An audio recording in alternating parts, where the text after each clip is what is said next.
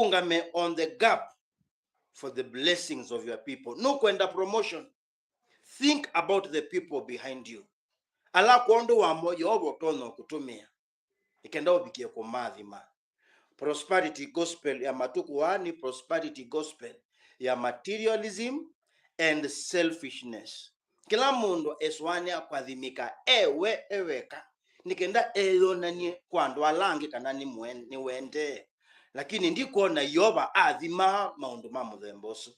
In fact, ebuko nitha Yakobo asiati ni mubola na muti ukwata nundu mubola likenda mubike kwika kwana na makwenda menu. Na musho it all boils down to sin within thy wa mutikili. I dare say prosperity ila laila kwa mundu. Prosperity ila laila kwa mundu. Ni prosperity ila yoka kondo wa kwaka ikanisa. Wenda promotion nikenda mibodhi yaku lende kwaka ikanisa. Wenda kuthi muingo nikenda ikanisa liadhimike ni kwithwa ni waendie muingo. Those are the things that God will surely bless.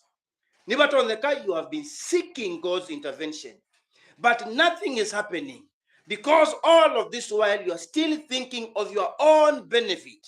Undu uke show off kwando alangi kana no adhimikete.